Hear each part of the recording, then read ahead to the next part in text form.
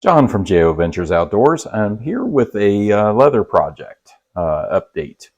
And I don't know if I mentioned this before, but Edward had gifted me this flashlight. This is a Olight S2R Baton 2. This is a fantastic light. I'm going to do a video on all my flashlights here pretty soon, but this goes up to 1,000 lumens. And there's the indicator there. It has a moonlight mode and several other modes in between. It's got this cool pocket clip. And he had sent this nylon sheath along that goes with it. He asked, could I make a leather version of this? So I messed around and I made a leather version of it. So here it is. It's got a little bigger, look a little bit bigger belt loop. I think this one's a bit adjustable. This one is not really adjustable, but you can see here I put elastic in here so that maybe that would fit just a little larger flashlights.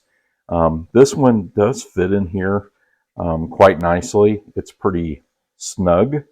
Probably would use it without the clip. And the other thing is I probably wouldn't use it with the clip over the elastic. It's the first time I've really worked with elastic very much, and I'm not sure how durable that would be. So that would be a couple cautions I would have there. But I think it turned out pretty decent. It just fits right in there, and then it's got a button closure. That's what those are called, and that just pops right on there. So just wanted to show this project, and it'll be probably, I'm not sure when I'll post this video. I'll probably incorporate it with another video at some point in the future. Probably by that time Edward has already received this, but really appreciate his support, and hope this sheath works out for him. Thank you so much for watching.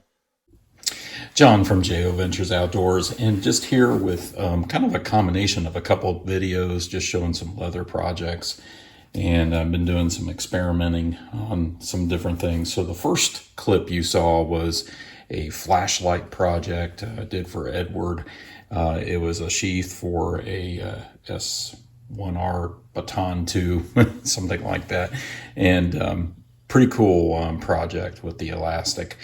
I don't really want to do many more of those. That elastic was really difficult to work with, but I think it turned out pretty decent, and it's on its way to him now, and or he may have already gotten it by the time I release this video.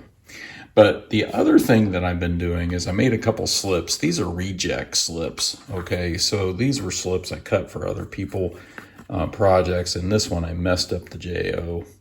I actually went sideways on the J, and the flag didn't turn out that great and all that sort of thing. And then this one, I had some blemishes on the leather, and I didn't realize it until after I already got it cut. So what I used these for is, since they were already cut, I went ahead and made slips out of them, and I'm experimenting with this dark brown antique finish. This is a paste. And what it does is it brings out the depth of your stamping. And so what I did was I, of course, had these cut, and I then dyed them, and then I put a finish on them. And I usually use a finish that gives some repellent. Sheen is what it's called. Couldn't think of the name there for a minute. And that gives some resist. So you can do this antique paste with that sheen on or without. And of course, this leather is going to soak in more of that antique paste. This is just a real dark brown.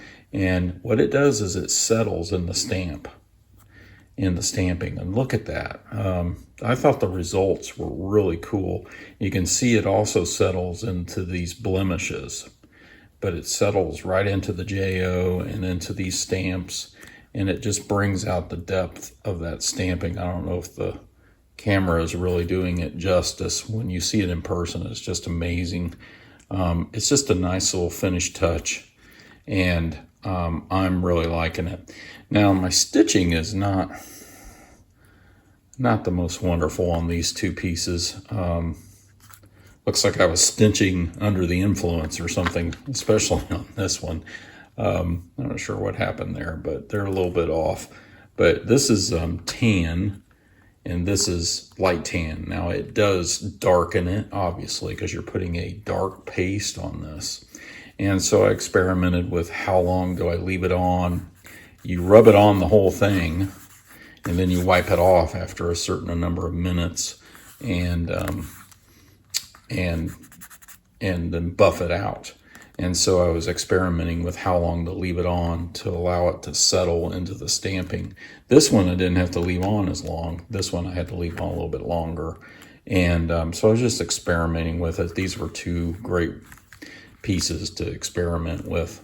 And then after you are all done and that dries for a while, and I let it dry overnight, then I came back and did another couple coats of sheen on top of it to seal it in, and did of course the leather conditioner from Last Chance Knives and things like that I normally do. But I think these turned out pretty cool. The other project I didn't do a video on was another flashlight sheath that basically looks like a slip that has a belt loop on the back of it for a flashlight.